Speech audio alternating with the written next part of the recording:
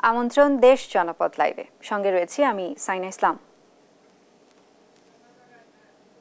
মেহেরপুর সীমান্তে চলাচল ও কৃষি কাজে সতর্কতা জারি করেছে বিজিবি।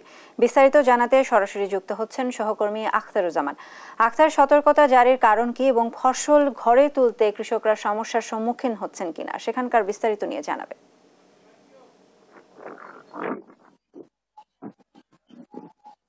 যেমনটি বলছিলেন যে মেহেরপুরের যে সীমান্ত অঞ্চল রয়েছে, এই সীমান্ত কিন্তু 89 কিলোমিটার জুড়ে কিন্তু মেহেরপুর সীমান্ত, ভারতীয় সীমান্ত। এই সীমান্ত কিন্তু 78টি গেট রয়েছে মানুষ পারাপারের জন্য। বিভিন্ন কৃষকরা, ভারতীয় কৃষকরা কিন্তু এই গেট পার হয়ে তাদের এনআইডি কার্ড জমা দিয়ে কাজ করতে আসেন। তো পাক ভারতের যুদ্ধের খবর ছড়িয়ে পড়লে এই মেহেরপুরের যে সীমান্ত অঞ্চলগুলি রয়েছে, সেই সীমান্ত অঞ্চলের বাসিন্দাদের মধ্যে কিন্তু এক ধরনের আতঙ্ক কাজ করছে। সেই ক্ষেত্রে কিন্তু বিজিবির পক্ষ থেকে বিভিন্ন নির্দেশনা রয়েছে, যেমন সকাল 9টা থেকে বিকেল 5টার মধ্যে তাদের এই যে নোম্যান্স ল্যান্ডের যে পাশে যে আবাদি জমি রয়েছে, সেখান থেকে কাজ শেষ করে কিন্তু 5টার মধ্যেই তাদেরকে বাড়ি ফিরতে হবে এবং কোনো অপ্রয়োজনীয় ছাড়া কিন্তু এই সীমান্তে অঞ্চলে কারোর চলাফেরা এবং কোনো রকমের ঘোরাফেরা কিন্তু একদম নিষেধ করেছে। এবং আমরা জেনেছি যে বিজিবির পক্ষ থেকে বিভিন্ন গ্রামের মাইকিং,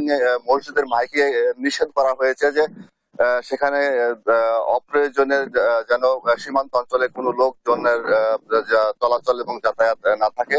তো আমরা জেনেছি যে আমরা ইতিমধ্যে কথা বলেছি কুষ্টিয়া সেক্টর 47 বিজিবির যিনি সিও রয়েছেন মাহবুব মোর্শেদ, তিনি আমাদেরকে ফোনে জানিয়েছেন যে শুধুমাত্র এই সীমান্ত অঞ্চলে পাক ভারত যুদ্ধের কারণে সতর্কতা জারি করা হয়নি, যাতে করে কোনো ধরনের এখানে অবৈধ মালামাল এবং কোনো ধরনের মাদক এবং চোরাচালান না হয়। সেক্ষেত্রেও কিন্তু অলরেডি তাদেরকে, বিশেষ করে সীমান্তবাসীদেরকে সতর্ক এবং সচেতন করা হচ্ছে। সেক্ষেত্রে কিন্তু বিজিবি টহল জোরদার করা হয়েছে। তো আমরা এখন দাঁড়িয়ে আছি কিন্তু মেহেরপুরের সীমান্ত অঞ্চল কাথলি গ্রামে, যেখানে 133 নম্বর পিলারের পাশে আমি রয়েছি। আপনারা, আমার পাশে রয়েছে সীমান্ত অঞ্চলের কয়েকজন কৃষক, তারা কিন্তু মাঠে কাজ করতে এসেছেন। আমি কথা বলবো তাদের সাথে যে তারা কি ধরনের নির্দেশনা পেয়েছে, আপনারা বিজিবির পক্ষ থেকে কি ধরনের নির্দেশনা পেয়েছেন এবং সীমান্ত অঞ্চলে বসবাস করতে বা কাজ করতে আপনাদের কোনো ধরনের সমস্যা হচ্ছে কিনা, কোনো ভয় ভীতি হচ্ছে কিনা? আসসালামু আলাইকুম। আমাদের বাড়ি কাথলি, আমরা বর্ডার অঞ্চলে বাস করি এবং আমাদের এখানে বর্ডারের জমি আছে। আমাদের একটু আতঙ্ক, আমরা যেহেতু ঠিক মতো কাজ করতে পারছি না, 5টার আগেই ফিরে আসতে হবে, আবার সকালবেলায় বেলা হলে যেতে হবে। এই নিয়ে আমার একটু আতঙ্ক সৃষ্টি হয়ে আছে। ধন্যবাদ। শুনছিলেন যে বিজিবির যে নির্দেশনা রয়েছে, সেই নির্দেশনা অনুযায়ী কিন্তু তারা 5টা পর্যন্ত কাজ করছে এবং সকাল 9টার মধ্যে কাজে গিয়ে 5টা পর্যন্ত শেষ করে কিন্তু তারা বাড়ি ফিরছে। আমরা আরেকজন সীমান্তবাসীর সাথে কথা বলতে চাই, একজন কৃষকের সাথে। আপনারা এই যে পাক ভারত যুদ্ধ নিয়ে যে কোনো ধরনের আতঙ্ক আছে কিনা আপনাদের মধ্যে? এবং এমন আতঙ্ক আমাদের কিছুই নাই, এরা আমরা নিষেধ করেনি, কিন্তু যে আমাদের ভয় তো লাগছে, এই তার কোনো সমস্যা নেই। আপনাদের কৃষি জমির থেকে আবাদ নিয়ে আসতে কোনো সমস্যা হয়নি। মসজিদে মাইকিং করেছে বিজিবি এই বিষয়টা? মাইকিং করতে তোরা সাবধান থাকবো, এই অন্য কিছু না। শুনছিলেন যে বিজিবির পক্ষ থেকে সাবধানতা অবলম্বন করতে বলা হয়েছে, যাতে করে কোনো ধরনের অপ্রীতিকর ঘটনা না ঘটে। এবং আমরা কৃষকদের সাথে কথা বলেছি, কৃষকরা আমাদেরকে জানিয়েছেন যে ভারতীয় যেসব কৃষক এদিকে কাজ করতে আসেন বাংলাদেশের কাঁটাতারের পার হয়ে, সেখানে কিন্তু তারা একসাথে মিলেমিশে কাজ করেন। এবং বিজিবির পক্ষ থেকে বলা হয়েছে বিএসএফ এর সাথেও কিন্তু তাদের আগের মতো সৌহার্দ্যপূর্ণ সম্পর্ক রয়েছে। তো এই ছিল মেহেরপুরের সীমান্ত অঞ্চল নিয়ে আমার কাছে সর্বশেষ। ধন্যবাদ আক্তার আপনাকে। মেহেরপুর সীমান্তের চলমান পরিস্থিতির বিস্তারিত নিয়ে জানাচ্ছিলেন আমাদের সহকর্মী আখতারুজ্জামান। মানিকগঞ্জ জেলা সদর হাসপাতালে চলছে তীব্র ওষুধ সংকট। প্রয়োজনীয় ওষুধ না পেয়ে চরম দুর্ভোগে পড়েছেন রোগী ও তাদের স্বজনরা। এ নিয়ে আরও জানাতে সরাসরি যুক্ত হচ্ছেন আমাদের সহকর্মী আব্দুল আলিম। আলিম, এ নিয়ে কর্তৃপক্ষ কি পদক্ষেপ নিয়েছে সেখানকার বিস্তারিত নিয়ে আমাদের জানান। যেমনটা বলছিলেন, জেলা সদর হাসপাতালটি 250 শয্যার একটি হাসপাতাল। তো এই হাসপাতালে যে ছাত্র আন্দোলনের পরে থেকেই কিন্তু ওষুধ যে ঘাটতি সেটি দেখা দিয়েছে। তো আস্তে আস্তে এই যে ঔষধের যে মজুদটি এখন অনেকটাই কমে গেছে। তো সাধারণ রোগীরা যেটি বলছেন যে গ্যাস্ট্রিকের ঔষধ, যে গরম জনিত যে গরমের থেকে যে ঠান্ডা জনিত রোগ, সেই রোগের ঔষধ, যে ফেকজো, লুমোনা, অ্যান্টিবায়োটিক এবং যে পর্যাপ্ত পরিমাণ যে স্যালাইন সেটি কিন্তু এই হাসপাতাল থেকে সরবরাহ করতে পারছে না। তো আমরা সাধারণ রোগীদের সাথে কথা বলছি। সাধারণ রোগীরা যেটি বলছেন যে গত 3 থেকে 4 মাস ধরেই কিন্তু এই যে ঔষধের যে ঘাটতি, সেই ঘাটতিতে কিন্তু পড়েছে এই হাসপাতালটি। এবং এই হাসপাতাল থেকে যে ঔষধ সরবরাহ করতে না পারায় কিন্তু সাধারণ যে নিম্নবিত্তের যে রোগীরা, সেই রোগীরা কিন্তু বাইরে থেকে তাদেরকে ওষুধ কিনতে হচ্ছে। এতে কিন্তু তারা চরম বিপাকে পড়েছে। তো আমরা এই বিষয়ে কথা বলেছি হাসপাতাল যে কর্তৃপক্ষ, যে তত্ত্বাবধায়ক বাহাউদ্দিন রয়েছেন তার সাথে। তিনি যেটি বলছেন যে সরকার পতনের পর এই যে অন্তর্বর্তী যে সরকার গঠনের পরে যে টেন্ডার যে প্রক্রিয়া, সেই প্রক্রিয়াটি সম্পন্ন না হওয়ার কারণে এবং যে তাদের যে বরাদ্দ ছিল সেই বরাদ্দ কমে যাওয়ার কারণে তারা কিন্তু ওষুধ তারা পায়নি, যে কারণে কিন্তু এই ওষুধের ঘাটতি দেখা দিয়েছে। তাই কর্তৃপক্ষ যেটি বলছেন যে তারা মন্ত্রণালয় সহ যে ঊর্ধ্বতন কর্তৃপক্ষ রয়েছে তাদেরকে পত্রের মাধ্যমে অবহিত করা হয়েছে যে ওষুধের ঘাটতি সে বিষয়ে তিনি যেটি বলছেন যে টেন্ডার প্রক্রিয়ায় এবং যে ওষুধ কোম্পানির সাথে কথা চলছে, তারা যদি বরাদ্দ পায় এবং যে ঔষধ পাওয়ার পরে তারপরে এই সমস্যার সমাধান হতে পারে বলে জানিয়েছেন। তো অপরদিকে আরেকটি কথা বলে রাখি যে এই ওষুধ সংকট তো রয়েছে, তারপরেও কিন্তু যে ডাক্তার যে সংকট, এই হাসপাতালে চরম ডাক্তার সংকট রয়েছে। যেখানে ডাক্তার থাকার কথা যে 40 জন মেডিকেল অফিসার, সেখানে রয়েছে মাত্র 29 জন মেডিকেল অফিসার, যে কারণে কিন্তু চিকিৎসা দিতেও হিমশিম খাচ্ছে এই হাসপাতালে। তো কর্তৃপক্ষ যেটি বলছেন যে এই ঊর্ধ্বতন কর্তৃপক্ষকে বারবার অবহিত করার পরেও কিন্তু এই যে সংকট রয়েছে সে সংকট নিরসন হচ্ছে না। তো যে কারণে কিন্তু মানিকগঞ্জ যে 7টি উপজেলা, এই 7টি উপজেলা থেকে যে রোগীরা আসছেন তারা ভোগান্তি শিখাচ্ছেন। সেই সাথে যে ঢাকার আশপাশ জেলা, ঢাকার যে আশেপাশে যে ধামরাই, কালামপুর সহ যে রোগীরা আসছে, সে রোগীরা কিন্তু চরম বিপাকের মধ্যে পড়েছে। তারা কিন্তু কাঙ্ক্ষিত সেবা পাচ্ছে না। তো মানিকগঞ্জবাসীদের দাবি যে এই হাসপাতালের যে ঔষধ, ডাক্তার এবং যে সরঞ্জামের যে সংকট রয়েছে, সেই সংকট নিরসন করে যেন যে কাঙ্ক্ষিত সেবা সেটি নিশ্চিত করা হয়, তার দাবি জানিয়েছেন।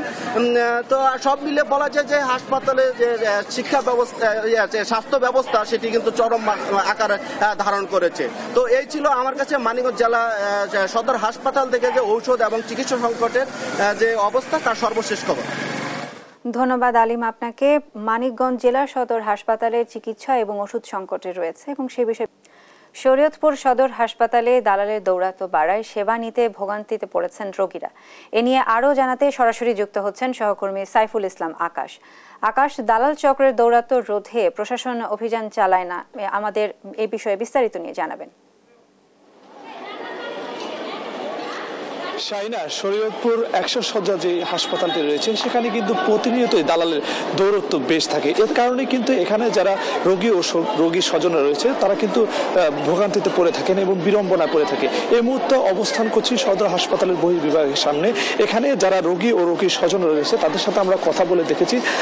তারা আমাদেরকে যেটি জানিয়েছে যে এই শরীয়তপুর সদর হাসপাতালে যখন তারা চিকিৎসা সেবা নিতে আসেন তখন কিন্তু তাদের এই দালালের খপ্পরে পড়তে হয়। কারণ এই সদর হাসপাতালে যে পরীক্ষা নিরীক্ষার যে যন্ত্রগুলো রয়েছে সেগুলো সক্রিয় না থাকার কারণে কিন্তু তাদেরকে এই জায়গায় তারা টেস্ট করতে পারে না, এবং যে কারণে কিন্তু তাদেরকে এই দালালের মাধ্যমেই যেই বেসরকারি ব্যাঙের ছাতার মতো ক্লিনিকগুলো রয়েছে সেদিকে কিন্তু তাদের যেতে হয়। এবং এখানে যারা সহজ সরল গ্রাম থেকে যারা আসে, বিভিন্ন উপজেলা থেকে 6টি উপজেলা এবং 7টি থানা থেকে যারা এখানে চিকিৎসা সেবা নিতে আসে, তারা কিন্তু এই দালালদের কারণেই কিন্তু তারা এখানে যে চিকিৎসা সেবা সরকারি হাসপাতালে সেটি কিন্তু পাচ্ছে না। অভিযোগ রয়েছে এই সিন্ডিকেটের পিছনে কিন্তু রয়েছে শরীয়তপুর সদর হাসপাতালের কতিপয় কিছু চিকিৎসক। তারাই কিন্তু তাদের এই যারা সহকারী রয়েছে তাদের মাধ্যমে কিন্তু তাদের পছন্দসই যে ক্লিনিকগুলো রয়েছে সেখানে কিন্তু তারা চিকিৎসা সেবা দেওয়ার জন্য নিয়ে যায় এবং টেস্টের যে কমিশন সেই কমিশন দিয়েই কিন্তু দালালের যে যোগান সেটি কিন্তু চলে থাকে। এ বিষয়ে আমরা আরো বিস্তারিত জানবো। আমাদের সাথে যুক্ত রয়েছে বৈষম্য বিরোধী ছাত্র আন্দোলনের শরীয়তপুরের যিনি আহ্বায়ক রয়েছেন ইমরান নাজির। তারা কিন্তু এখানে কিছুদিন আগেই পরিদর্শন করেছিলেন। আসলে এই যে শরীয়তপুর সদর হাসপাতালে প্রতিনিয়ত দালালের দৌরত্ব এই বিষয়টি আপনারা কিভাবে দেখছেন এবং প্রশাসনের কাছে কি জানতে চেয়েছেন, তারা কি বলেছে আপনাদেরকে? আপনারা জানেন যে গত পরশুদিন একটা ঘটনা ঘটেছে, দালালদের সাথে একজন সাংবাদিক হেনস্থার শিকার হয়েছে এবং তারই প্রেক্ষিতে আমরা প্রশাসনের সাথে কথা বলেছিলাম এবং ডিবি এবং আমাদের পুলিশ এরা দুইটা টিম গতকালকে অভিযান পরিচালনা করছে এবং দেখেছেন যে সেখানে তারা হয়তো কাউকে ধরতে পারে নাই, কিন্তু গতকালকে দালালের সংখ্যা এখানে ছিল না ওইরকম। তো দালালটা অ্যাকচুয়ালি এখানে অনেক বেশি, এটার কারণ হচ্ছে গ্রামের সহজ সরল এবং খুবই নিম্ন মধ্যবিত্ত বা নিম্নবিত্ত মানুষেরা এখানে চিকিৎসা সেবা নেয়, যার কারণে হচ্ছে দালালরা এই সুযোগটা পায়। এই যে এই শহরে আপনার ব্যাঙের ছাতার মতো গড়ে উঠছে হচ্ছে ডায়াগনস্টিক সেন্টার, এরপরে হচ্ছে ক্লিনিক, পরীক্ষা কেন্দ্র। আপনার এই সরকারি হসপিটালে চিকিৎসা যেই সেবা দেওয়ার কথা সেটি দিতে পারছে না। স্বাভাবিকভাবেই সারা বছর যে পরিমাণ ফিল্ম থাকার কথা সেই পরিমাণ ফিল্ম থাকছে না। সারা বছর প্যাথোলজিস্টরা যেরকম চিকিৎসা সেবা দেওয়ার কথা কিংবা পরীক্ষা নিরীক্ষা করার কথা তার কোনো কিছুই সরকারি হসপিটালে থাকছে না। শুধুমাত্র একজন ডাক্তার 8টা বাজে আসার কথা থাকলেও কেউ 11টা 12টা বাজে আসে, 1টা পর্যন্ত থাকে, 2:30টা পর্যন্ত থাকার কথা থাকলেও সেখানে 1টা পর্যন্ত তারা সার্ভিস দেয়, দিয়ে তাদের প্রাইভেট ক্লিনিকে বসে। এখন এই যে এই প্রবলেমের কারণেই কিন্তু দালালরা সুযোগগুলো পাচ্ছে, কারণ হসপিটালগুলোর তো বাইরে যেই ক্লিনিকগুলো আছে এইগুলোর তো একটা প্রতিযোগিতা আছে। এইখানে ডক্টরদেরও বাইরে ক্লিনিক আছে, তাহলে তাদের ওই ক্লিনিকের লোকগুলো এখানে ডক্টরদের সহযোগী হিসেবে থাকে এবং তারাই এখানে মূলত মূল দালালিগুলো করে এবং বাইরে থেকে রোগীগুলো নিয়ে যায়। ধরেন এইখানে কোনো অপারেশনেরও সুযোগ নেই, সিস্টেমও নাই, টুকটাক কিছু হয় সেটা সংখ্যারও অনেক বাইরে। ঠিক আছে, যেই চিকিৎসার অপারেশনগুলো হওয়ার কথা সেগুলা দালাল চক্র বাইরে নিয়ে যায়। যে আপনারা প্রশাসনের কাছে এই দালাল চক্রের বিরুদ্ধে কি চাচ্ছেন? আমরা মনে করি যে এইখানে হসপিটাল কর্তৃপক্ষ যারা আছে, যারা হসপিটালের দায়িত্বশীল রয়েছে, তারা এখানে সঠিক ভূমিকা পালন করতে পারছে না। তো আমরা গতকালকে একটা সংবাদ মাধ্যমে কথা বলেছিলাম এবং আমি যেটা বলেছি যে এই যে যারা প্রশাসন হসপিটাল কর্তৃপক্ষ তাদেরকে এখান থেকে অপসারণ করা উচিত এবং পরিবর্তন করা উচিত। আর প্রশাসনের প্রতি আমাদের আবেদন থাকবে যে হসপিটালের প্রতি যেন তাদের একটা সুনজর থাকে। জি, ধন্যবাদ আপনাকে। শুনছিলেন যিনি কিনা বৈষম্য বিরোধী ছাত্র আন্দোলনের আহ্বায়ক রয়েছেন তার কথা। পাশাপাশি আমরা শরীয়তপুর সদর হাসপাতালে যিনি কিনা আরএমএ রয়েছে মৃত্যু আক্তার, তার সাথে আমরা কথা বলেছি। তারা আমাদেরকে যেটি জানিয়েছে প্রতিনিয়তই কিন্তু তারা এই দালাল নির্মূলের ক্ষেত্রে তারা অভিযান পরিচালনা করছে এবং তারা চাচ্ছে যে এই সদর হাসপাতালে যেন আনসার সদস্য নিয়মিত রাখা হয়, তাহলে কিন্তু এই দালাল নির্মূল হবে। এই ছিল শরীয়তপুর সদর হাসপাতাল থেকে সর্বশেষ। ধন্যবাদ আকাশ আপনাকে। শরীয়তপুর সদর হাসপাতালে দালালের দৌরাত্মের বিস্তারিত নিয়ে জানাচ্ছিলেন আমাদের সহকর্মী আকাশ।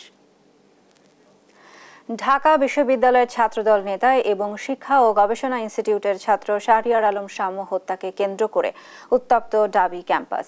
এই ঘটনায় ভিসির বাসভবনের সামনে বিক্ষোভ করেছে শিক্ষার্থীরা। এই মুহূর্তে সেখানে উপস্থিত আছেন আমাদের সহকর্মী হাসান মাহমুদ। আমরা সরাসরি চলে যাচ্ছি তার কাছে। হাসান, বিক্ষোভকারীরা কি বলছেন, সেখানকার পরিস্থিতি কেমন দেখছেন জানাবেন। ধন্যবাদ আপনাকে। কিছুক্ষণ আগে থেকে আসলে শুরু হয়েছে ছাত্রদলের একজন শাহরিয়ার আলম শামু, তার মৃত্যুকে কেন্দ্র করে কিন্তু শিক্ষার্থীরা, সাধারণ শিক্ষার্থীরা তারা কিন্তু এখানে বিক্ষোভ করছেন উপাচার্যের বাসভবনের সামনে। আমরা জানি যে গতকাল রাতে ঠিক 12টায় সওয়ারউদ্দিনের এই ভিতরেই কিন্তু ঢাকা বিশ্ববিদ্যালয়ের আইআরের স্টুডেন্ট অর্থাৎ শিক্ষা ও গবেষণা ইনস্টিটিউটের 18-19তম ব্যাচের শিক্ষার্থী শাহরিয়ার আলম তিনি ছুরিকাঘাতে নিহত হন। সেখানে সাধারণ শিক্ষার্থীরাই কিন্তু এর প্রতিবাদে বিক্ষোভ করছেন এবং এই উপাচার্যের কাছে তারা দাবি জানাচ্ছেন যে ক্যাম্পাসকে নিরাপত্তা কিভাবে দিতে পারবেন সে ব্যাপারে সুস্পষ্ট নীতিমালা থাকতে হবে এবং একই সাথে সাধারণ শিক্ষার্থীরা যেটি দাবি করছেন যে শিক্ষার্থীদের নিরাপত্তা নিশ্চিতে ক্যাম্পাসের ভিতরে যেসব যানবাহন চলাচল করে সাধারণ মানুষের অবাধ যে যাতায়াত, সেই যাতায়াতকে নিয়ন্ত্রণ করতে হবে, এমনটাই কিন্তু এখানকার শিক্ষক শিক্ষার্থীর দাবি জানাচ্ছেন। কিছুক্ষণ আগে আসলে একটু আগেই কথা বললেন এখানে আইআর এর পরিচালক অর্থাৎ শিক্ষা গবেষণা ইনস্টিটিউটের পরিচালক হোসনে আরা বেগম। তিনি যেটি বলছিলেন যে আসলে শিক্ষার্থীদের জন্য নিরাপদ ক্যাম্পাস নিশ্চিত করা না পর্যন্ত তারা কিন্তু আর এই আন্দোলন থামাচ্ছেন না, এবং এভাবে প্রতিনিয়ত আসলে হত্যাকাণ্ডের ঘটনার পরে কিন্তু প্রশাসন সহ অন্যান্য আইন শৃঙ্খলা রক্ষাকারী বাহিনীরা কিছুটা নড়ে চড়ে বসে, কিন্তু কিছুক্ষণ পরে আবার সেটি আসলে স্বাভাবিক হয়ে যায়। অর্থাৎ এই কারণে কিন্তু শিক্ষার্থীদের নিরাপত্তা নিশ্চিত করা যায় না। এবং আমরা শিক্ষার্থীরা এখানে অভিযোগ করছিলেন ক্যাম্পাসের ভিতরে ভবঘুরে নেশাখোর তারা কিন্তু এখানে অবস্থান করে, ফলে তারা এই যে ক্যাম্পাসের ভিতরে যে নিরাপদ অবস্থায় থাকতে পারেন না, শিক্ষার্থীরা নানাভাবে হয়রানির শিকার হয় এবং সেখানে নারী শিক্ষার্থীরা বিভিন্নভাবে ইপটিজিং এর শিকার হয়।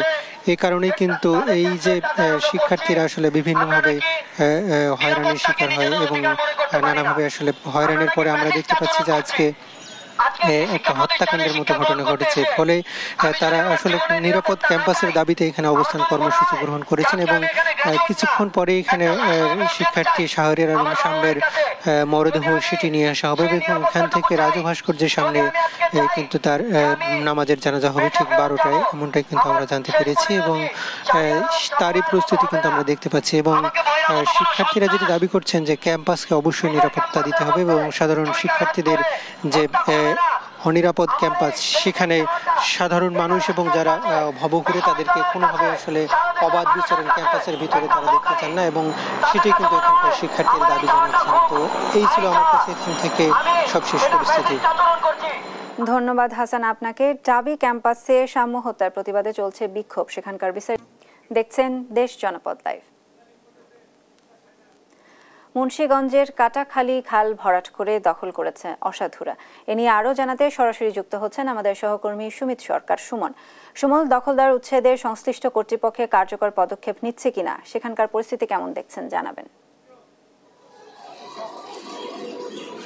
জি শায়না, আপনি আসলে যেমনটি বলছিলেন মুন্সিগঞ্জের কাটাখালী যে খালটি রয়েছে সেই খালটি কিন্তু আসলে আস্তে আস্তে প্রভাবশালীরা কিন্তু ভরাট করে এখানে কিন্তু তারা বসত বাড়ি তৈরি করছে। এখানে আমরা যেটি দেখেছি বহুতল ভবন তৈরি হয়েছে, কিন্তু এই বছর প্রতি বছর কিন্তু আসলে এই খননের কাজ করলেও কিন্তু আসলে তারা এই কাজ আসলে সুফল পাচ্ছে না বলে আমাদের এখানকার যারা আছেন তারা কিন্তু অভিযোগ করেছেন। এখানে কিন্তু প্রতিনিয়ত ময়লা ফেললে কিন্তু এই খালটি কিন্তু একেবারেই শেষ হয়ে যাচ্ছে বলে আমরা এখানে দেখেছি। পৌরসভার বর্জ্য এবং বাসাবাড়ির যে ময়লা আবর্জনা, সেই ময়লা আবর্জনা কিন্তু এই খালটিতে ফেলছে, এতে করে কিন্তু খাল আস্তে আস্তে সরু হয়ে বন্ধ হয়ে গিয়েছে। এবং আমরা কয়েকটি স্থানে দেখেছি এই খালে কিন্তু আপনার ভরাট করে কিন্তু আসলে প্রভাবশালীরা সেটি প্রায় বন্ধ করে দিয়েছে বলে আমরা এখানে জেনেছি। তো এখানে কিন্তু প্রশাসন প্রতি বছরই খাল খনন করেন, কিছুদিন খাল খনন করলে তারপরে কিন্তু আবার সেই আগের রূপে কিন্তু আসলে ফিরে যায় বলে আমরা এখানে দেখেছি এবং আমাদের অভিযোগ করেছেন এখানকার স্থানীয়রা।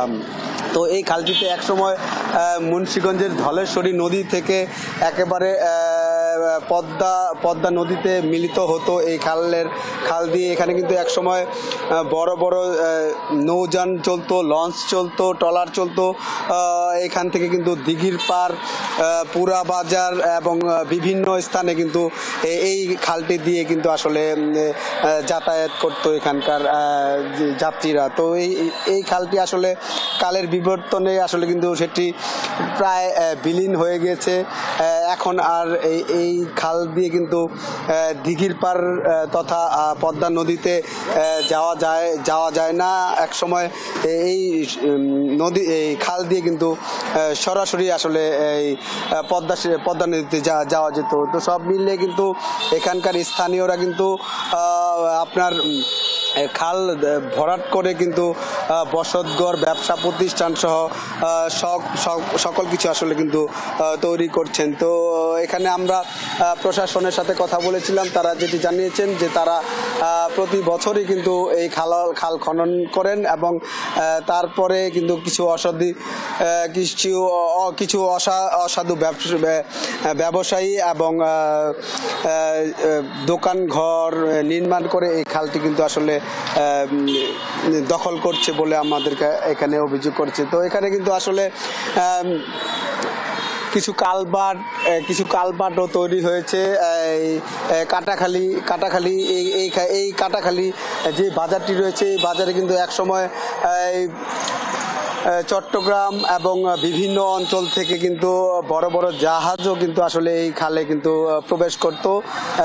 সেই কাটাখালী বাজারও এখন প্রায় বিলীন হয়ে গেছে। এইখানে কিন্তু আগে যেরকম কাঠ এবং বিভিন্ন সরঞ্জাম বিক্রি করতো সেই দোকান কিন্তু আসলে নেই। তো এই ছিল আমার কাছে মুন্সিগঞ্জের কাটাখালী খাল থেকে সবশেষ খবর।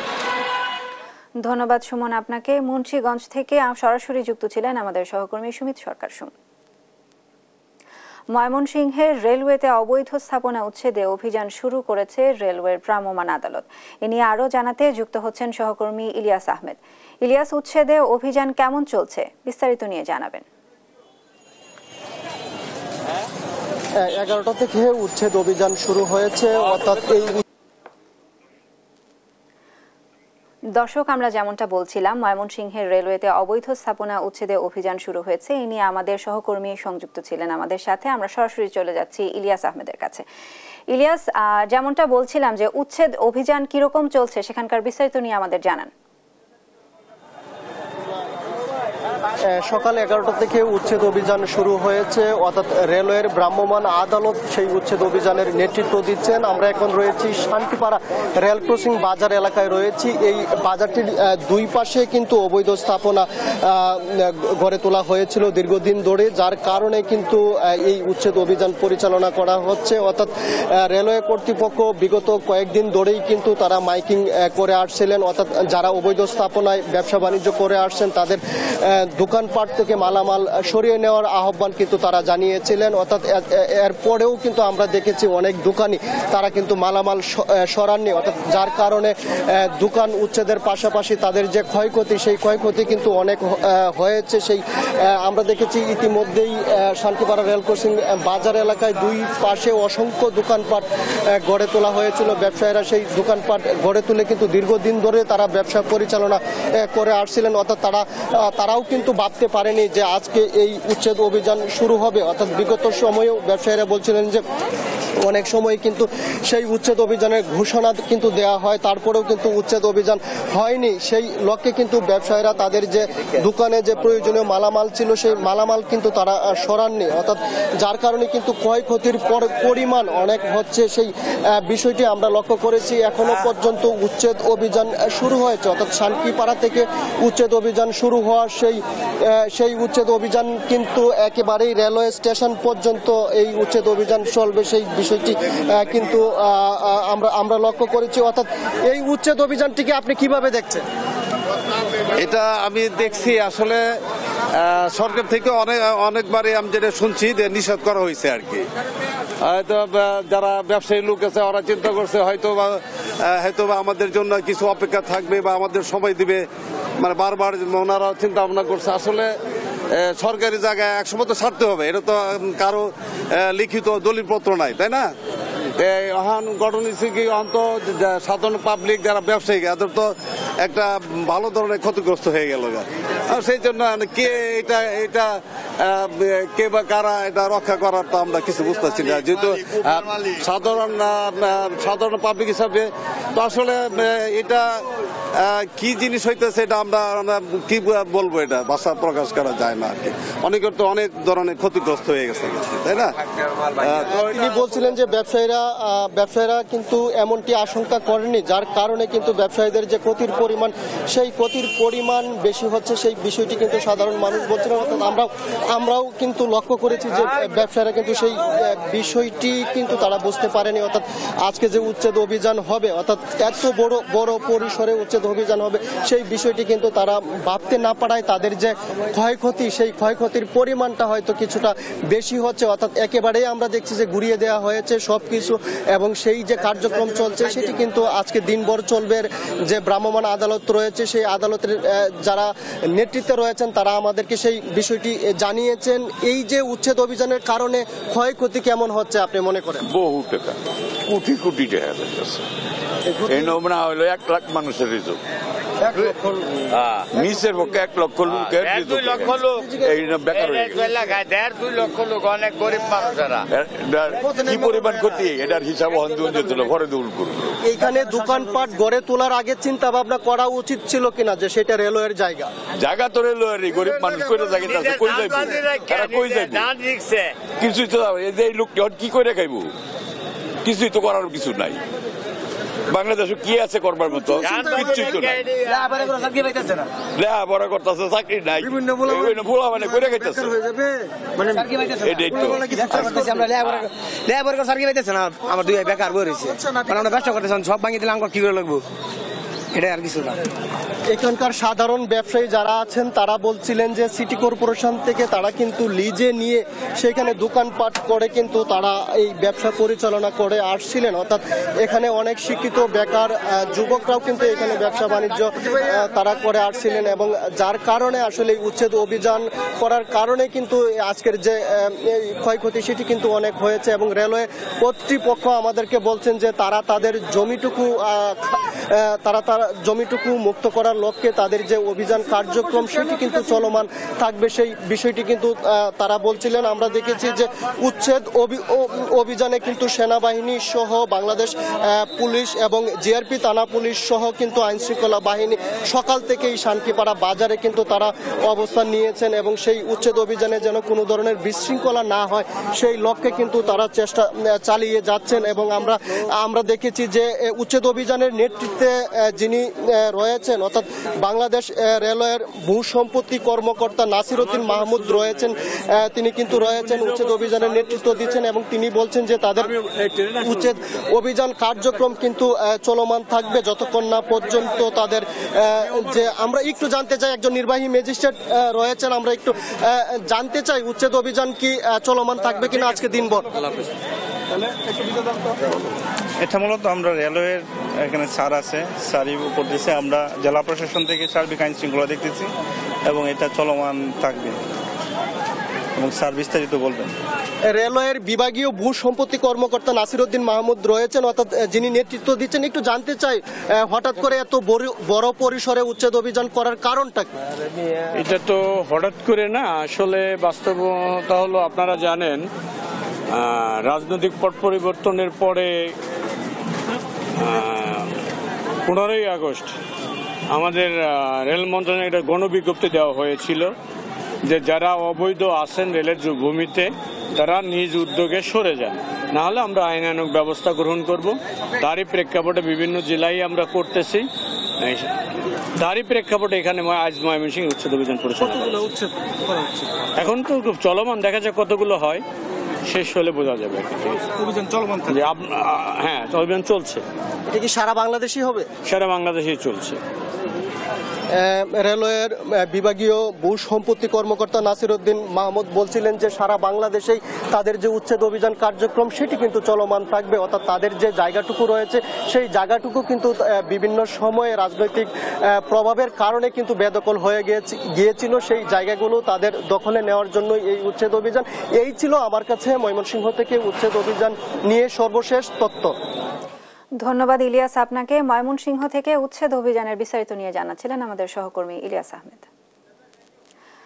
বাগেরহাটে শুরু হয়েছে 2 দিন ব্যাপী বিজ্ঞান ও প্রযুক্তি মেলা। বিস্তারিত জানাতে সরাসরি যুক্ত হচ্ছেন সহকর্মী এস সোহান। সোহান, মেলায় শিক্ষার্থীদের কেমন সমাগম দেখতে পাচ্ছেন? মেলার বিস্তারিত নিয়ে জানান।